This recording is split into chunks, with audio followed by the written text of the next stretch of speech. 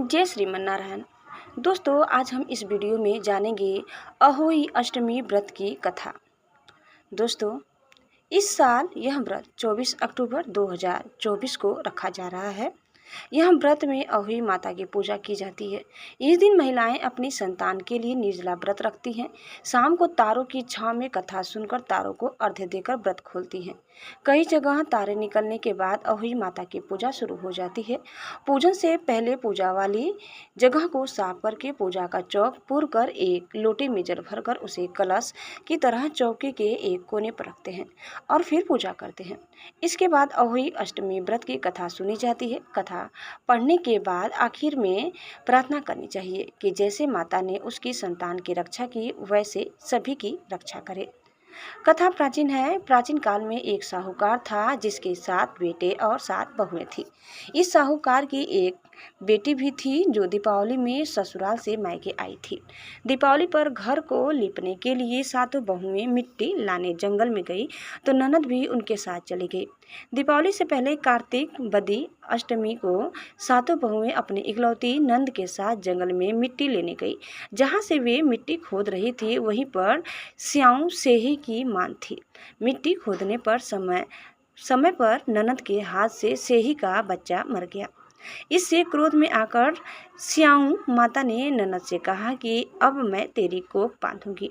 तब ननद अपनी 7 भाभियों से प्रार्थना की कि तुम में से कोई मेरे बदले अपनी कोख बंधवा ले। सभी भाभियों ने अपनी कोख बंधवाने से मना कर दिया, लेकिन छोटी भाभी सोचने लगी अगर मैं कोख न बंधवाऊंगी तो सासू जी नाराज होंगी। ऐसा विचार कर ननद के बदले छोटी भाभी ने अपने को बंधा ली।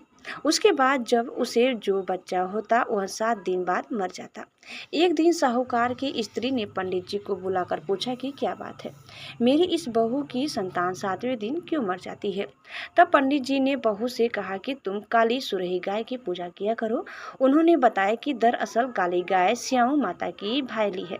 वह तेरी कोख छोड़े तो तेरा बच्चा जिएगा।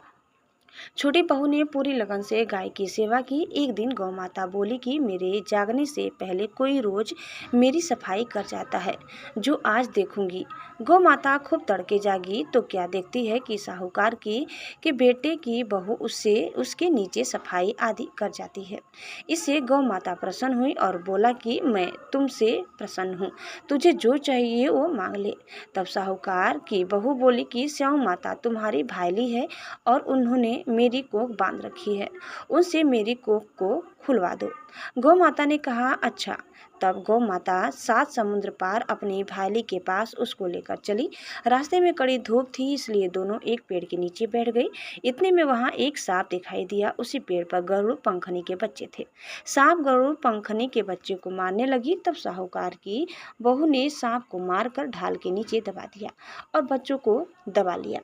थोड़ी देर में गरुड़ पंखनी आई तो वहां खून पड़ा देखकर साहूकार की बहू को चोंच मारने लगी। तब साहूकार ने बोली कि मैंने तेरे बच्चे को मारा नहीं है, बल्कि सांप तेरे बच्चे को डसने आया था। मैंने तो तेरे बच्चों की रक्षा की है। इसे गरुड़ पंखनी प्रसन्न हुई और बोली कि मांग क्या मांगती है। वह बोली 7 समुद्र पार स्याऊ माता रहती हैं, मुझे तू उसके पास पहुंचा दे। तब गरुड़ पंखनी ने दोनों को अपनी पीठ पर बैठाकर स्याऊ माता के पास पहुंचा दिया।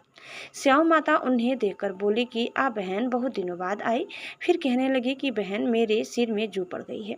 तब सुरही के कहने पर साहूकार की बहू ने सिलाई से उसकी जुएं निकाल दी।